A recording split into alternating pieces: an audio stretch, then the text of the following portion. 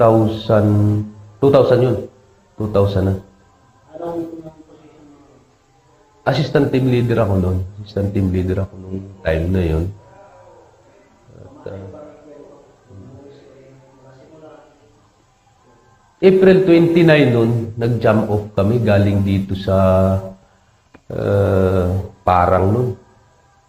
Sa Parang din. May sinusundan naman kaming access. Yung movement namin noon.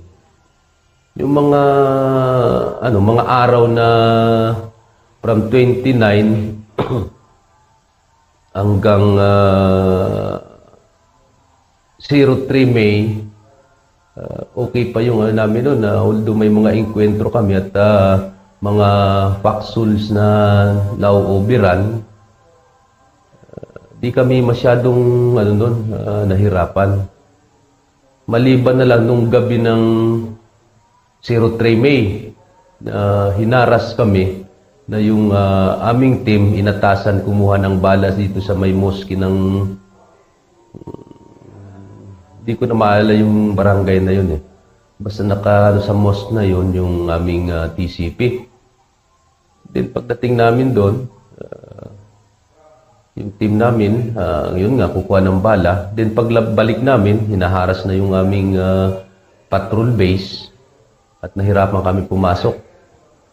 Sa pag-guide din ng aming opisyal at para makapasok kami, napasok namin yung patrol base ng tropa namin. Yung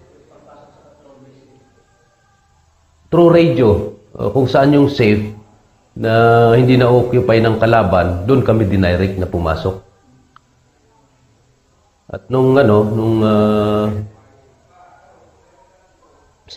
May, nag-move na kami ng madaling araw. Ang kumpanyang kasama namin is yung 18, 2nd, tsaka kami, 8 company. Nag-move kami, madaling araw, mga jump off kami mga 03:45 AM. Na-reach namin yung objective namin is papaliwanag siguro mga 05:00 nung 0 May na yun. Andun pa kami sa ino-observe namin yung area, nagkaroon agad ng overlook namin yung kalaban. O overlook namin is nasa tapat na kami ng Camp Sarmiento nung panahon na yung pinakambaba nung Abu Bakar. Yung may mga concrete barrier na bunker sila doon. Nung nakita siguro kami nung sniper, may pumutok. Doon nag-umpisa yung kwentro. Habang naging kwentro kami, yung ibang tropa namin is may nawuwunded na nga. At may yung nawuwunded namin is binababa sa creek. Bababa lang namin sa creek for yung first aid. First aid doon sa baba. 3 kumpanya ang nandun sa area, pero nga, dikit-dikit lang naman kami doon. Naka-occupy lang ng counting high ground yung 18 company nung panahon na yun. Hanggang sa marami na kaming wounded dahil sa snipers ng Imayilef. Estimate is nung una mga 50 lang yun 50. But nung na-compromise na yung kwentro, may reinforcement na dumating na di namin alam kung saan nagaling yun. Nung marami na kaming casualties sa pamamagitan ng snipers ng kalaban na di namin alam na doon lang pala nakatago sa mga marang, sa puno ng marang, dahil kung nakakoncealed sa mga sa mga dahon, di ba malalaki yung dahon ng marang, di sila makita ron. Ang pinakang nun, nung tinamaan na yung CO ng 18 company, na na balo yung command ng tropa, nawala na din, marami na kaming wounded sa sa harap. Dagdag pa doon yung pagkaka-recover ng aming radyo. Di na kami makakapagkuha ng fire support sa TCP. Din ang batalyong commander namin is yun ngayon si GPA na natin, major pa yan. Nung nakuha na nga yung radyo, di na kami contact dun sa base para hingi ng reinforcement o kaya makahingi ng fire support. Then, inkwentro pa rin hanggang na-wounded na. Then, na-wounded na rin ako sa right side ng splinter sa kanang paa. Then, di namin namamalayan, uma-assault na ang kalaban. Anong tawag mo? Sharpnel, na-sharpnel ako. Yung RPG, tumama sa matigas na gano'n sa paa ko. Ano yung unang reaction mo? Yung reaction ko, di cover lang muna ako dahil may putukan pa. Tapos yung iba kong kasamahan, yung katim ko, nandun na rin, may mga tama na rin doon sa putok ng RPG dahil hindi lang naman ako na tamaan nun, pati yung kasamahan ko, teammates ko, natamaan na rin. Kaya yung ginawa namin is cover lang kami dun sa puno ng nyug. Nag-aantay kami ng command. Nung naka-stay-put na kami, kasi si late Puroswilo, yun ang platoon sergeant namin noon, siya ang humarap dun sa harapan para makontrol yung pasok ng kalaban. Di na rin siguro niya nakayanan at marami na nga, doon na rin siya tinamaan. Hanggang nung hindi na nga maano yung command sa tropa kasi 18, second 8 company, naghalo-halo na yan. Di na makontrol. Baga wala ng control sa command. Kasi yung CO ng 18 is itinawid na rin sa creek para maihatid doon sa sa pick-up point para madala sa ospital. At di na rin nga na nakarating ata ng ospital yon na matay rin. Nung talagang di na makaya ang kalaban, withdraw kami. Withdraw. Sa Ranger, wala namang retreat. Withdraw lang muna. Then ni-strike ulit yan. Iniwanan namin yung area, kasama na yung yung mga yung may di kami nadala, siguro yung mga namatay na dun sa area, katulad nung nila late Puroswilo, di namin nadala. Late Balikot, sila late Papionat, dun sa area. Di ko na kasi may ibang kumpanya pa. Di ko ma-estimate dun sa nun. Kasi kami nun, pagkadating namin dun sa may mosque na pinakang TCP is, sinakay kami ng sasakyan, ibinaba kami ng parang, din sinatil kami ng chopper papuntang ospital. Kaya di ko na matandaan kung yung total ng naiwan dun sa sa area. Ilang oras yung deployment? Na kami noon umpisa kami ng mga 5:30 yun, 5:30 hanggang 5:30 ng umaga, halos maghapon yun. Maghapon. Kasi nung hindi na nga kami nakapananghalian noon at hanggang mag-withdraw, kasi ang nasa likod namin is yung may isang batalyon doon. Di inihingian namin ng reinforcement, di man lang tumawid doon sa totally nasa likod lang namin yun. May 2 batalyon kami doon sa likod, infantry battalions. Kung ano yung pag-withdraw namin, kasi di nga kaya yung kalaban, tinignan na lang kami habang nag-withdraw. Pabalik dun sa TCP. Mga na yun mga around 11 siguro, 11 lagpas pa, mga 11:45 ganun. Doon na. Pero,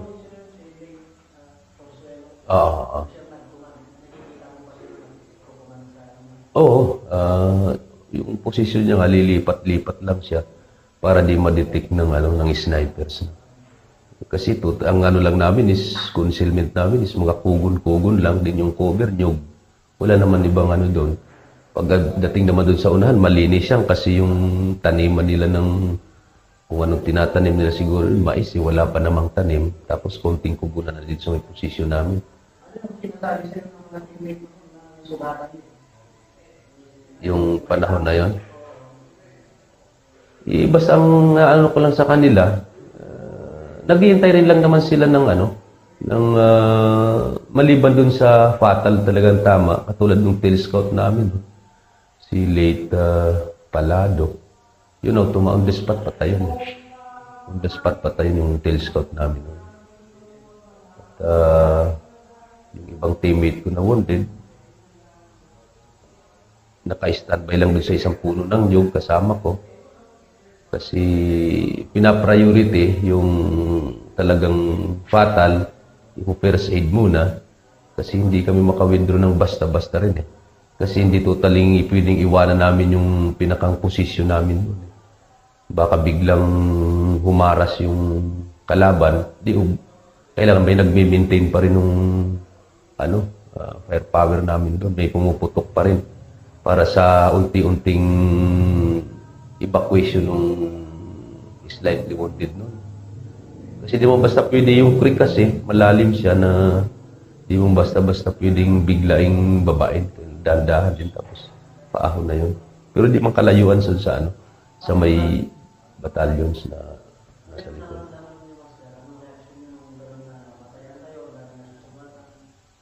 Siyempre, parang rin sa amin talagang bilang ranger nga, talaga sa loob, nakakapanghina ng loob. Wala kundi gawin, kundi kung idipinsa yung posisyon para di mas madagdagan yung aming casualty o may mapahamak pang mas marami. At kung di namin siguro ginawa ng ibang kasamahan namin, kasi yung iba doon parang nag-suicide na rin yung nila eh. Suicide term na suicide na yung, kasi may nangaagaw na nga ng machine guns nun para ma-prevent lang yung pagdating nung kalaban, Mayelef nun, panahon na yun.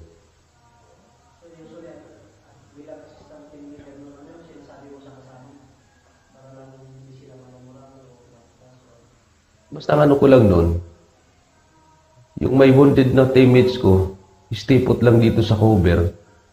Kasi naman yung ating team leader na si Sergeant Calisti, yung aming team leader. At mini-maintain pa rin nila yung harap ng posisyon natin, yung lugar. At hindi papasok yung panatagin lang ang loob at darating din yung yung ating reinforcement dyan kung sakaling kahit wala nang kasi totally back down na yung aming communications nun. Ganun lang ginawa.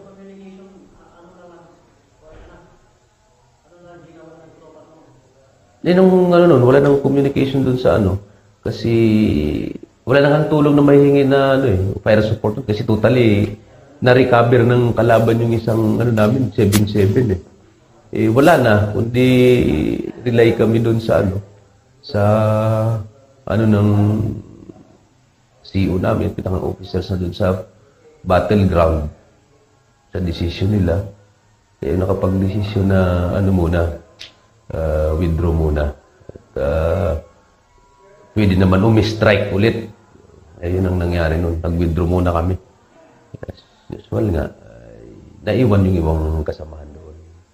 At may reinforcement na dumating katulad ng ibang kumpanya ng Rangers na galing na rin dito sa Luzon, papunta na doon. Sa sa phase na yun, wala na ako ron kasi hospital na ako no. Pero nakuha pa rin nila yung Camp Abu Bakar na yan. Yun lang ang yung the worst na nangyaring kwento sa kwento ng buhay ko.